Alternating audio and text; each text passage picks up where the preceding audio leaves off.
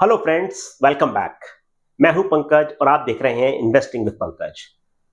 आपका फीडबैक, आपका इंकरेजमेंट, आपके कमेंट्स बहुत मिल रहे हैं और बहुत स्वागत है उनका। बहुत अच्छा फीडबैक, बहुत अच्छे इनपुट्स, और ये हमारी रिसर्च टीम को मदद करते हैं अच्छे एरियाज को आइडेंटिफाई करने में, अच्छी चीजों को पता करने में और आपके साथ शेयर करने में। Please keep sharing, please keep sending. आज हम जिस टॉपिक के बारे में बात करेंगे वो ये है कि किस तरह से ये जो मार्केट करेक्शन पिछले 4-6 हफ्ते में हो रहा है, specially starting end of September, 25, 26, 27 सितंबर से लेके अभी तक, and how it is leading to situations where a lot of things are manifesting themselves in a way which are new to lot of retail investors। कहने का मतलब यह है कि हमारे, अगर आप मार्केट को देखें पिछले 3 या 4 सालों में, लगभग जो इन्वेस्टर बेस है रिटेल इन्वेस्टर का, आधे या उससे कहीं अधिक इन्वेस्टर पिछले 4 या 5 साल में ज्वाइन किए हुए हैं। तो बहुत सारी ऐसी चीजें देखने को मिल रही हैं कि पोस्ट कोविड, जो कि शायद नई है, देखने को नहीं मिलती पहले, और वो ये जो 4-6 हफ्ते का करेक्शन का पीरियड है, it's a very interesting period in that sense, and that is what we are going to discuss today in the context of especially two things. One is that market correction, and secondly large cap, small cap, mid cap का आपस में किस तरह का situation चल रहा है, किस तरह की चीजें हमें देखने को मिल रही हैं। तो जो टॉपिक वो है आज का, कि हम क्यों इस चीज को डिस्कस कर रहे हैं, कि स्मॉल मिड कैप्स को या मार्केट करेक्शन को क्यों डिस्कस कर रहे हैं। पहली बात तो ये जो मार्केट करेक्शन है ये अक्रॉस द बोर्ड हो रहा है, लेकिन ये जो स्मॉल और मिड कैप की इन्वेस्टमेंट की स्टोरी है, जिस तरीके से पिछले 3 या 4 सालों में पोस्ट कोविड पिकअप की है, वो बहुत अनप्रेसिडेंटेड है। आज तक कभी ऐसा नहीं। ऑफ कोर्स हमेशा ही ऐसा होता था कि लार्ज कैप और स्मॉल कैप, मिड कैप के रिलेटिव परफॉर्मेंस में थोड़ा एक गैप रहता था और थोड़ा सा डिफरेंस रहता था। कभी लोग लार्ज कैप को प्रेफर करते थे, कभी मिड कैप, स्मॉल कैप को प्रेफर करते थे, लेकिन पिछले 3-4 सालों में जो देखने को मिला है कि माइल्स अहेड रहे हैं लार्ज कैप के कंपैरिजन में स्मॉल और मिड कैप। ये जो चीज है वो अनप्रेसिडेंटेड है कई मायनों में। पहली बात तो रिलेटिव मेरिट, अगर आप देखें कि India used to be a country where some of the large stocks of India were not comparable to the global peers, many of them. But अगर आप पिछले 4-5 सालों को देखें या 10 सालों को देखें, काफी सारी हमारी कंपनीज ऐसी हैं जो कि कंपेरेबल है। अगर आप बैंक्स को देखें तो HDFC bank, ICICI bank, they are almost comparable in market cap with the largest banks of the world. Similarly और भी कंपनीज देखें, नए बिजनेस मॉडल को देखें या फिर पुरानी ओल्ड इकोनॉमी कंपनीज को देखें, तो आपको दिखेगा कि काफी सारी ऐसी कंपनीज हैं जो कि कंपेरेबल है। दूसरी चीज ये हुई है कि जो एक, अगर आप देखें कि 100% अगर मार्केट कैप है, तो किस तरह से वो डिस्ट्रीब्यूटेड है लार्ज कैप और मिड कैप और स्मॉल कैप के बीच में। तो पिछले 3-4 सालों में बहुत तेजी से स्मॉल और मिड कैप का प्रपोर्शन बढ़ा है, और ये data of course you can go and find this data yourself. लेकिन नेट नेट बात यह है कि जो वेटेज हुआ करता था स्मॉल और मिड कैप का, उसके कंपैरिजन में ये वेटेज काफी बढ़ गया है। तो पहली बात तो ये हुआ कि भाई बहुत ज्यादा इंटरेस्ट है इन स्टॉक्स में, इन सेक्टर्स में। दूसरी बात, परफॉर्म बहुत अच्छा की है। रिसेंटली करेक्शन भी हुआ है, of course mid cap, small cap में भी करेक्शन हुआ है काफी सारी जगह पे। अगर आप एग्जांपल देखें तो आपको मिलेंगे, वो हम कुछ डिस्कस भी करेंगे कुछ एग्जांपल। लेकिन अभी जो फिलहाल बात की जा रही है, कई सारे लोग बोल रहे हैं कि बॉस मिड कैप और स्मॉल कैप का गेम खत्म हो गया है। कई सारे लोग ऐसा बोल रहे हैं कि नहीं यार, इंडिया तो ऐसा कंट्री है इसमें की अपॉर्चुनिटी है ही, तो मिड और स्मॉल कैप अच्छा करते रहेंगे। तो ये काफी मिक्स टाइप का आउटलुक देखने को मिल रहा है, काफी मिक्स टाइप की चीजें सुनने को मिल रही हैं। फिर बात आ रहा है कि ब्रॉडर मार्केट अनसर्टेनिटी भी है। जब ब्रॉडर मार्केट अनसर्टेन होता है, करेक्शन होता है, जो कि 6-7-8% का करेक्शन इंडिया में हुआ है पिछले 6 हफ्ते में, 7 हफ्ते में, वो जो करेक्शन है उसमें एक और ज्यादा सवाल उठने लगते हैं। क्योंकि कभी कभी क्या होता है, जब देखिए कोई भी स्टॉक हो या कोई भी सेक्टर हो, जरूरी नहीं अच्छा करेगा खराब करेगा। तो फॉर एग्जांपल आप एफएमसीजी को देखें या फिर आईटी को देखें, मिक्स्ड परफॉर्मेंस मिलेगा। लेकिन जब मार्केट ऊपर जा रहा होता है तो ये चीजें थोड़ी दबी रहती हैं, छुपी रहती हैं। लेकिन जब मार्केट गिरता है, मार्केट में करेक्शन आता है, तो इन चीजों के बारे में सवाल ज्यादा उठना शुरू होते हैं। तो ये एक रीजन है कि why we are discussing this topic, because as we have always said that whatever you observe in market, whatever you see in market has a direct connection with what you learn from it, and that is what we are trying to do here. Learn more, invest better. अब देखिए कि Nifty का जो performance है, पिछले 6 महीने का chart आप देख रहे हैं, लेकिन अगर आप इसके पीक को देखें, जो पीक है आपका वो 26 सितंबर का है, और उस समय से लेकर लगभग आपको 2000 पॉइंट मतलब कि 8% के आसपास का करेक्शन आपको दिखेगा। आप देखें फिर सेंसेक्स लगभग सेम चीज, आपको यहां पे भी मतलब ब्रॉडली 9-10% का रिटर्न है पिछले 6 महीने में सेंसेक्स और निफ्टी दोनों का। लेकिन अगर आप पिछले जो रिटर्न देखेंगे पिछले 6-7 हफ्ते का 26 सितंबर के बाद से, आपको दिखेगा कि करेक्शन हुआ है 8-9% के आसपास। तो मतलब अगर आप 6 महीने में अगर पीरियड देखें, पहले 4.5 महीने market was up almost 18-20%, and then last 6 weeks the market went down, last 1.5 month the market went down. तो कहने का मतलब ये हुआ कि 2 डिस्टिंक्ट पार्ट हो गए पिछले 6 महीने के परफॉर्मेंस के। पहले पार्ट में 18% ऊपर, दूसरे पार्ट में 8%, 9% नीचे, नेट नेट 8-9% ऊपर। It looks very good in 6 months time frame, but imagine there are a lot of people who invested in 6 months back, या there are a lot of people who invested 6 weeks back. उनके खुद के performance में बहुत ज्यादा difference दिखेगा, और यही चीज हो रही है मार्केट में। फिर आप और देखें, जैसे निफ्टी नेक्स्ट 50 निफ्टी जो है, निफ्टी 50 में 50 टॉप की कंपनीज होती हैं मार्केट कैप में, और 51 से लेकर 100 तक का जो स्लॉट है और जो पैक है वो निफ्टी नेक्स्ट 50 कहा जाता है। उसमें आपको देखने को मिल रहा है कि ये परफॉर्मेंस जो है 27 सितंबर के आसपास ये पीक था 77,000 के आसपास, और ये डाउन है करीबन 9% के आसपास ये इंडेक्स। हर जगह आपको लगभग वो ही मोटा मोटी देखने को मिल रहा है। अब आप देखिए कुछ एक इंटरेस्टिंग चीजें अब शुरू होती हैं इसके बाद। मिड कैप को आप देखिए, मिड कैप में एक बहुत इंटरेस्टिंग चीज देखेंगे कि मिड कैप जो है, मिड कैप में रिकवरी आपको दिख रही है। लास्ट के अगर आप नवंबर का महीना देखें तो उसमें काफी सारी रिकवरी आपको दिखेगी, और ये बड़ा इंटरेस्टिंग है क्योंकि अगर आप देखें कि पिछले जो पीक था मार्केट का, उस समय जो गैप था इंडेक्स में, मतलब लार्ज कैप इंडेक्स में और मिड कैप और स्मॉल कैप इंडेक्स के वैल्यूएशंस में, वो थोड़ा और बढ़ गया है। मतलब यह है कहने का कि जो करेक्शन आपको लार्ज कैप में दिखा वो इधर नहीं दिख रहा है। ठीक है, वो बात अलग है कि हमको स्टॉक्स ऐसे जरूर दिखेंगे कि भाई करेक्शन जहां पे हमें दिखेगा और हमें काफी करेक्शन दिखेगा, लेकिन नेट नेट ये बड़ा सरप्राइजिंग है कि भाई आप देख रहे हैं पिछले जो 2-3 हफ्ते का जो ट्रेंड दिख रहा है वो बड़ा अलग दिख रहा है। सेम चीज आपको देखिएगी मिड कैप 150 जो निफ्टी का इंडेक्स है, वहां पर भी आप सेम चीज लगभग देख रहे हैं कि मार्केट गिरा है, ऑफकोर्स गिरा है, लेकिन उसके बाद थोड़ी सी हल्की सी रिकवरी भी दिखी है। ये आपको मिड कैप 150 में दिख रही है। Then we look at Nifty small cap 250 which is another index, और यहां पे आप देखें कि बहुत शार्प रिकवरी आपको दिख रही है। तो हो क्या रहा है, बड़ा इंटरेस्टिंग है। जनरली क्या होता है कि ये अक्सर कहा जाता था कि जब भी मार्केट करेक्शन होता था वो समय में लार्ज कैप कम गिरते थे और स्मॉल और मिड कैप ज्यादा गिरते थे।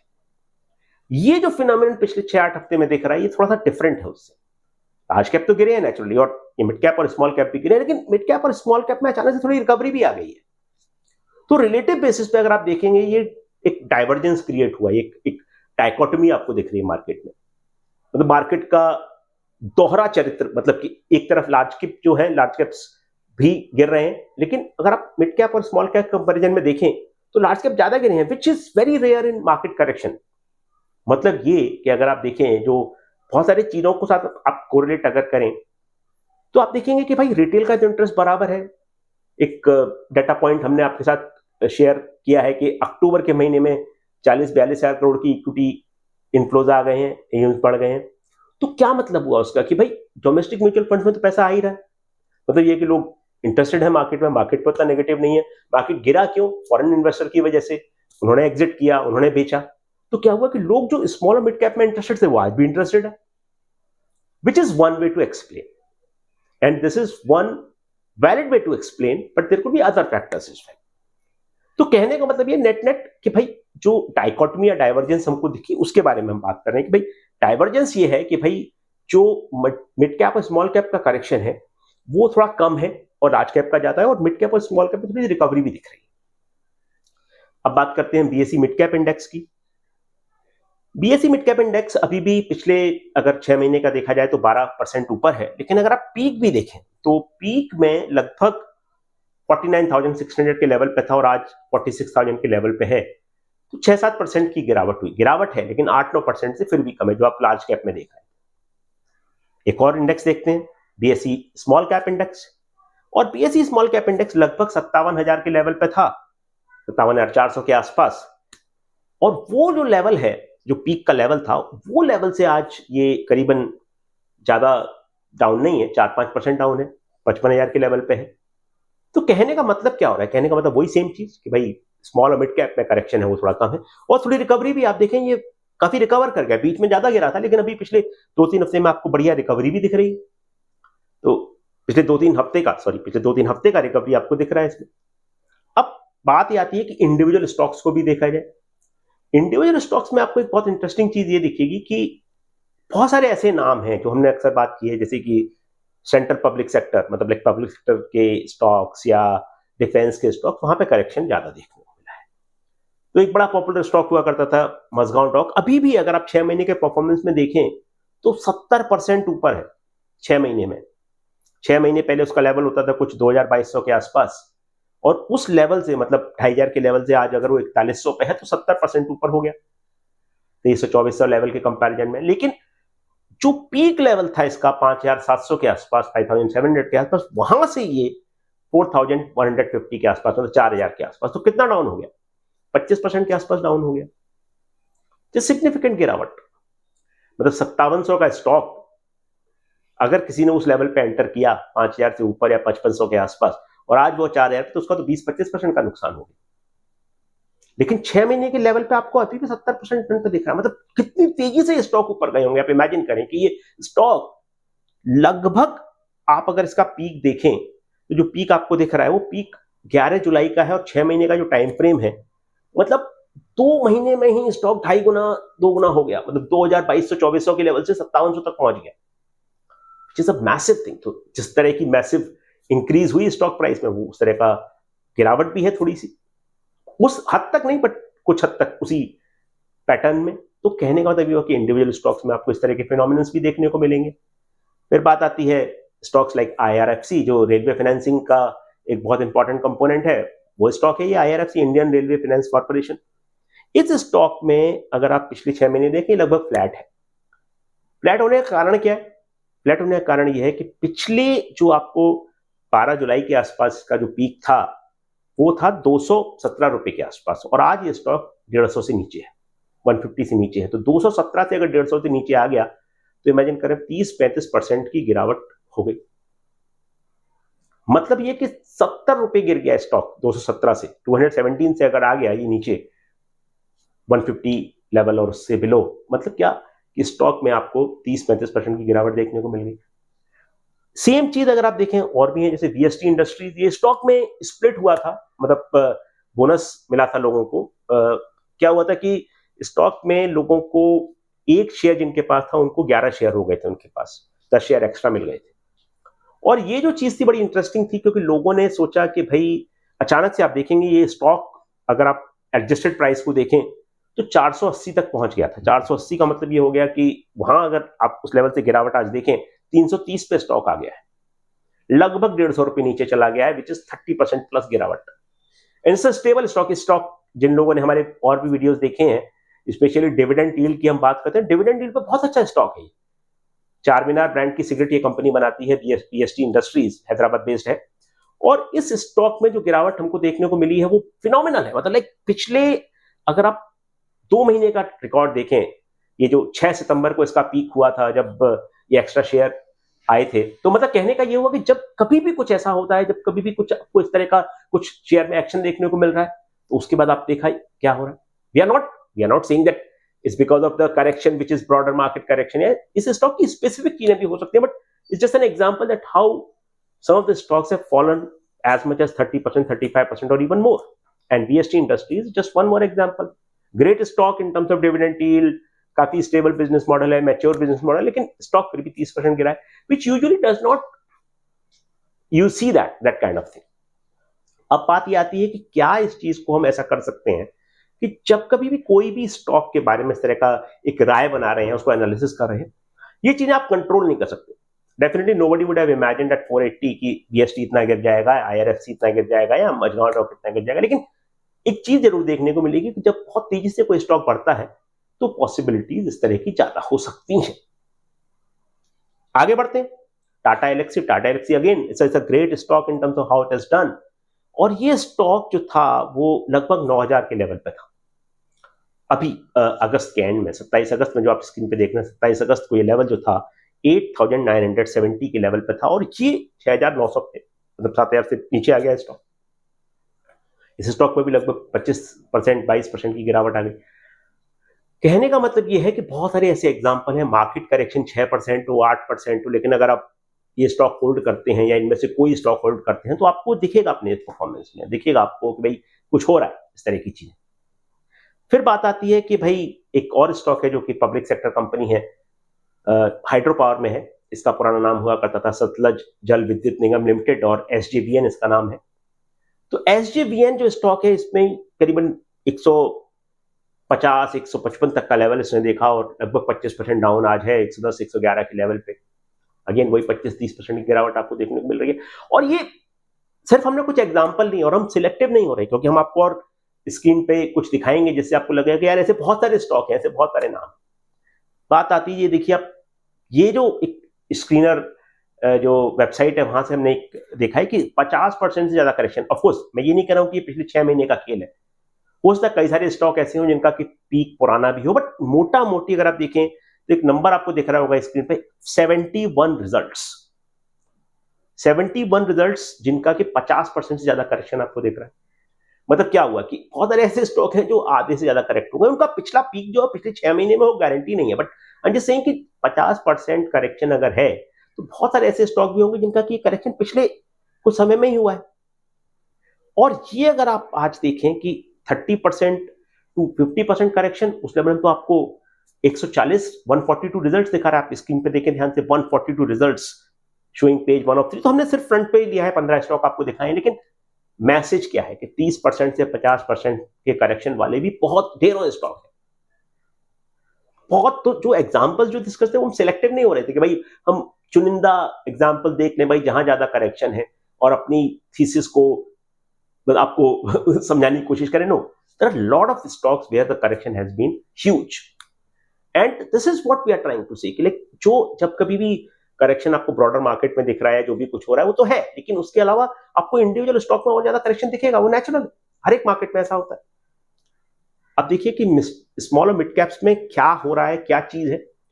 तो जब कभी ऐसा होता है कि हम जैसे पहला भी कहे आपसे, पहले भी आपसे कहा कि whenever there is correction, people get more worried about small cap and mid cap because these are smaller companies, which is a phenomenon that is usually applicable. But we also said that it's not happening this time because equity inflows from domestic sources are still good.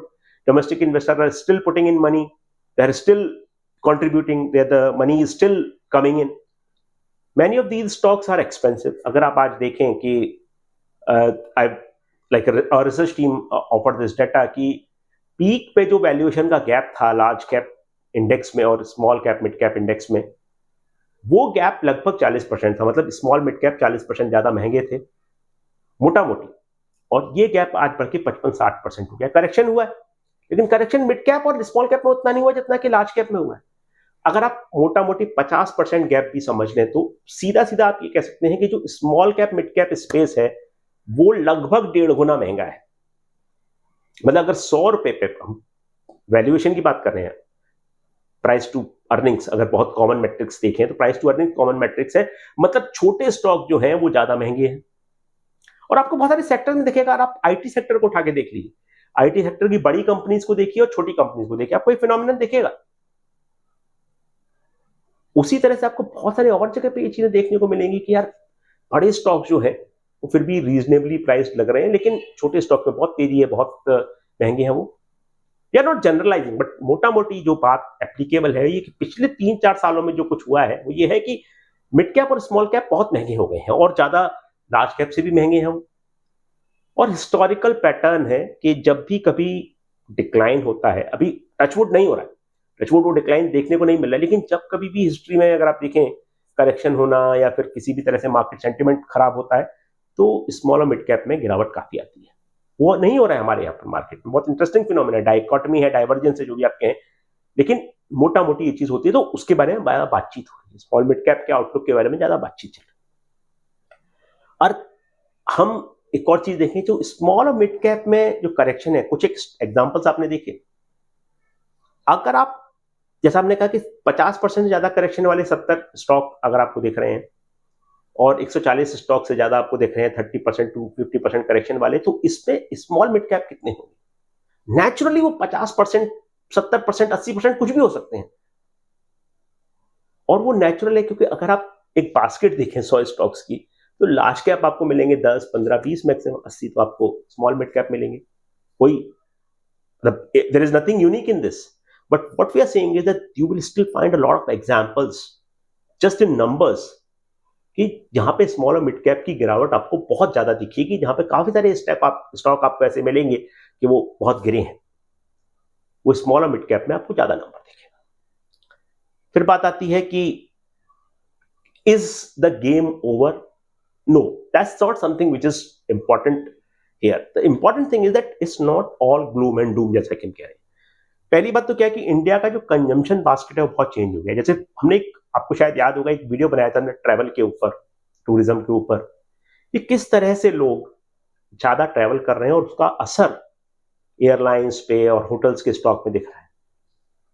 अगर आज आप देखें कि जिस तरह से consumption pattern change हुए हैं, लोग चीजों की तुलना में शायद एक्सपीरियंसेस को ज्यादा प्रेफर कर रहे हैं कि भाई घूम लेते हैं, यहां देख लेते हैं, इस शहर चले जाते हैं, इस देश को घूम लेते हैं, बजाय इसके कि ये चीज खरीद लेते हैं। वो थोड़ा 3-4 सालों का एटलीस्ट वो जो सेगमेंट है उसमें जो शिफ्ट है वो आपको क्लियरली दिख रहा है कि जनरल टूरिज्म जो है वो पिकअप किया है, ओवरसीज टूरिज्म पिकअप किया है, नई नई कंट्री लोग, फॉर एग्जाम्पल आप देखें वियतनाम, अजरबैजान, ये सब कंट्रीज आज से 10 साल पहले तक भी मैं कहूंगा कि बहुत सारे लोगों ने सुने भी नहीं हुए, जानते भी नहीं थे, शायद अजरबैजान या वियतनाम ये सब उतना सुना हुआ कंट्रीज नहीं थे।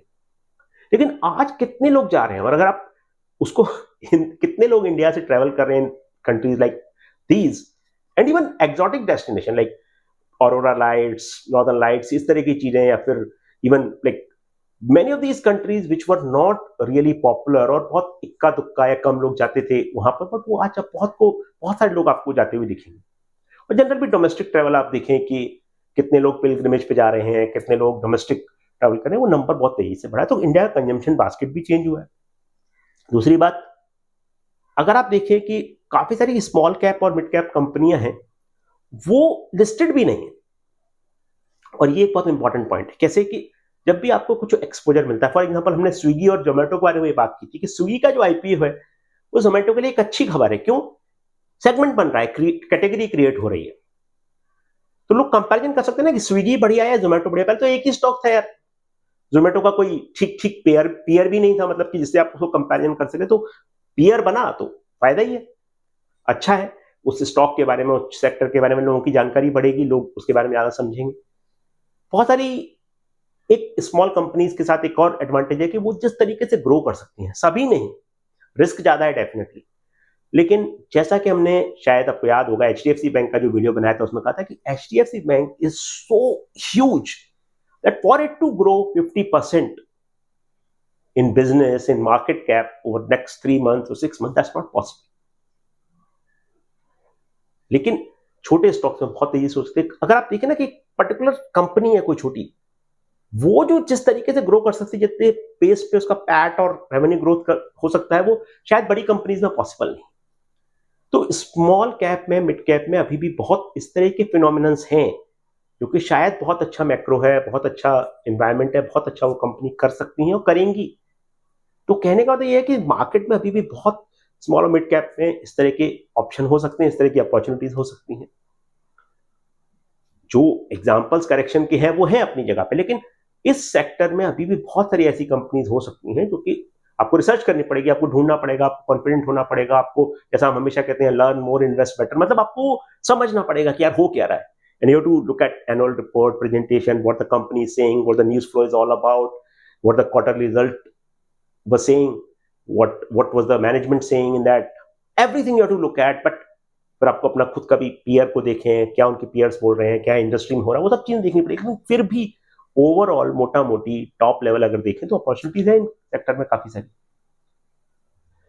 मार्केट में भी इस तरह के साइंस हैं, जैसे कि फॉर एग्जांपल एफएमसीजी कंपनी ने ब्रॉडली बहुत अच्छी इंकरेजिंग ऑप्टिमिस्टिक कमेंट्री नहीं दी है, जो बड़ी कंपनीज है।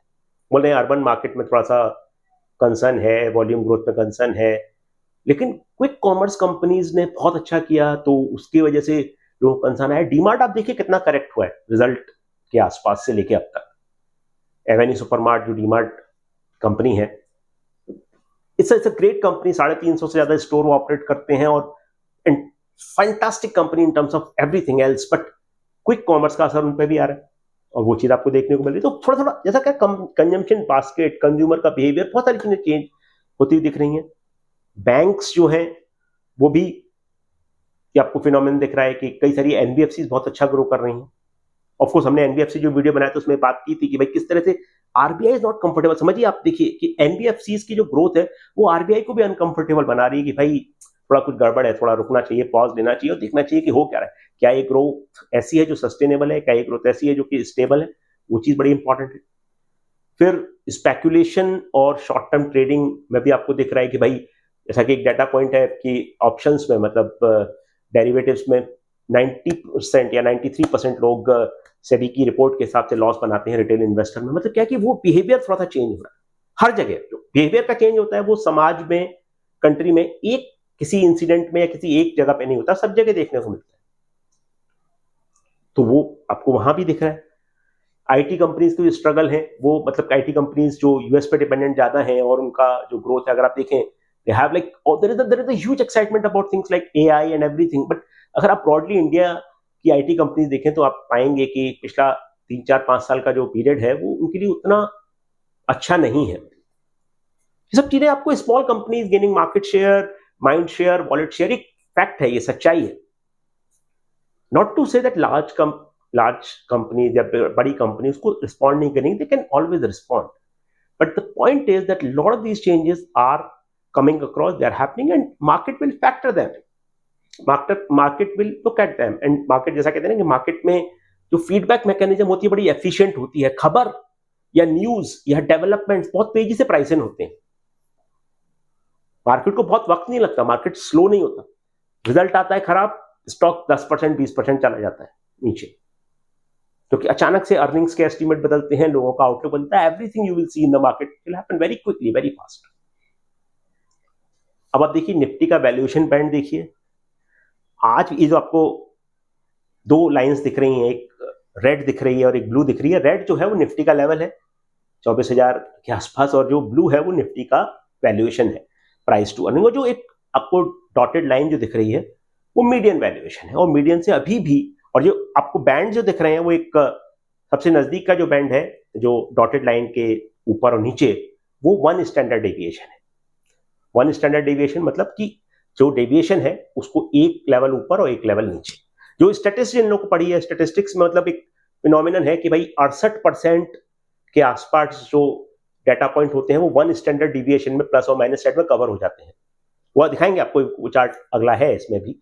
लेकिन कहने का तो यह है कि आज भी हम जो लेवल है उससे काफी, जो मीडियन लेवल है उससे ऊपर है वैल्यूएशन में, निफ्टी में भी। और मिड कैप और स्मॉल कैप में तो कहीं ज्यादा ये फिनोमिनन आपको देखने को मिलेगा। जैसा हमने कहा कि मिड कैप और स्मॉल कैप लगभग 50% से ज्यादा एक्सपेंसिव है लार्ज कैप्स की तुलना में। तो कहने का मतलब ये हुआ कि आज भी निफ्टी में जब ये वैल्यूएशन है, और अगर आप देख लें कि कितने आपको डाटा पॉइंट्स मिलेंगे तो आपको दिखेगा कि जो 68% का नंबर हमने कहा कि मतलब 68% से ऊपर कितना बचता है, 32%। 32% is the chances of you making money when you are investing at plus 1 standard deviation। जिन लोगों ने मैथमेटिक्स थोड़ा पढ़ा है उनको समझ में आ रहा हो, बट जिन लोगों ने नहीं भी पढ़ा उनके लिए कोई घबराने की बात नहीं है। हम सिर्फ इतना कह रहे हैं कि जब मार्केट महंगा है तो पैसा बनाने की पॉसिबिलिटी कम है, और जब मार्केट सस्ता है तो पैसा बनाने की प्रोबेबिलिटी ज्यादा है। सिर्फ इतना कह रहे हैं। और मार्केट मतलब दो चीजें हैं, मार्केट सस्ता होगा तो पैसा ज्यादा बनाने की प्रोबेबिलिटी होगी, मार्केट महंगा होगा तो पैसा बनाने की प्रोबेबिलिटी कम होगी। और मार्केट आज जिस लेवल पे है वो थोड़ा सा महंगा ही है, जो मीडियम लेवल है उससे। जो डॉटेड लाइन आपको दिख रही है उससे ऊपर ही आपको ये लाइन दिख रही है, ब्लू वाली, right. Market has been expensive for a while. अब ये देखिए, ये एक नॉर्मल डिस्ट्रीब्यूशन कर्व है।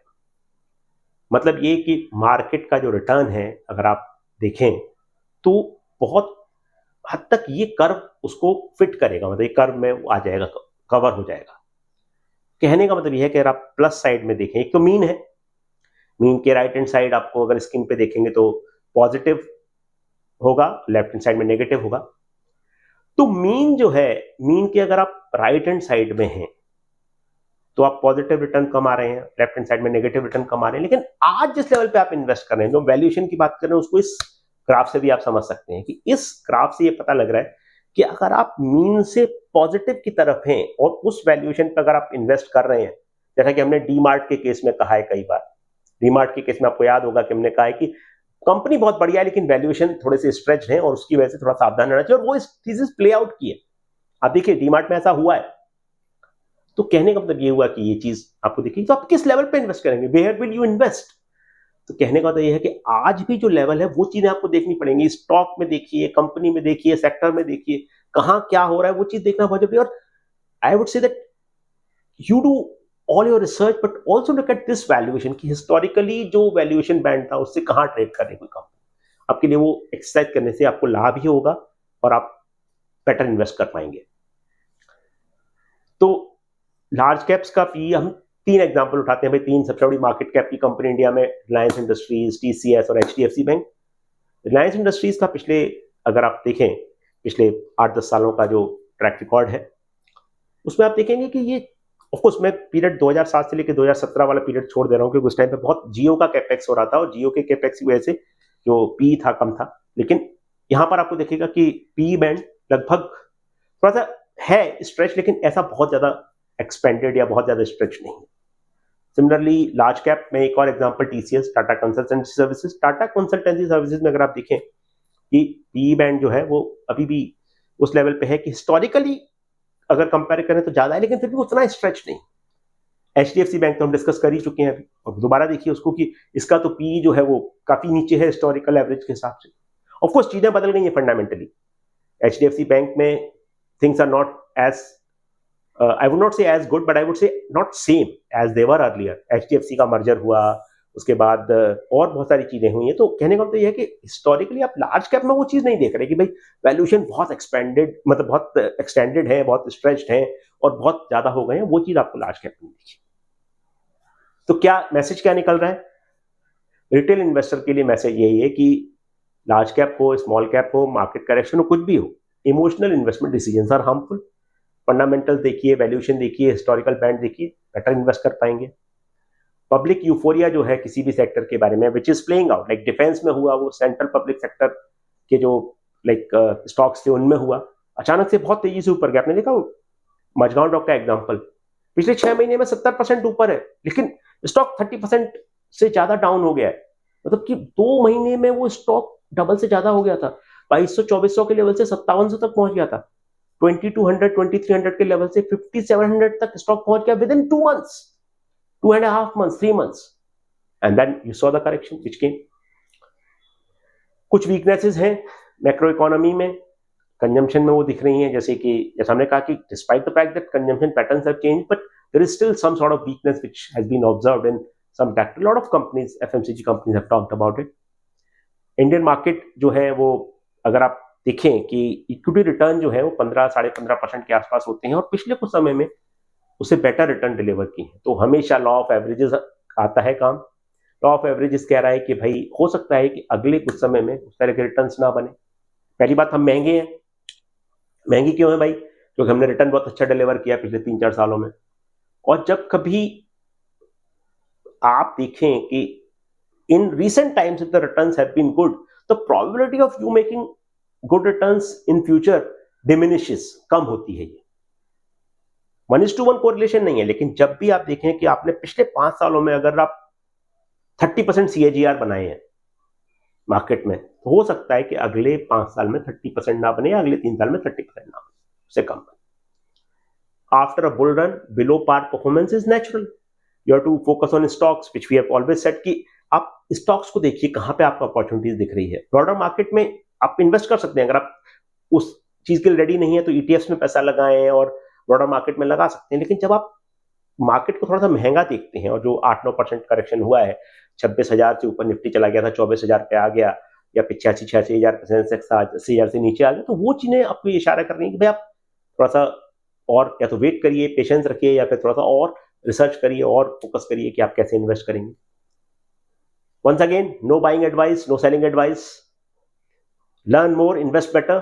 Thank you so much, and we'll meet you soon on a different topic, on a more interesting topic. Keep writing, keep sharing, and keep investing. Keep investing better. Learn more. Thank you so much.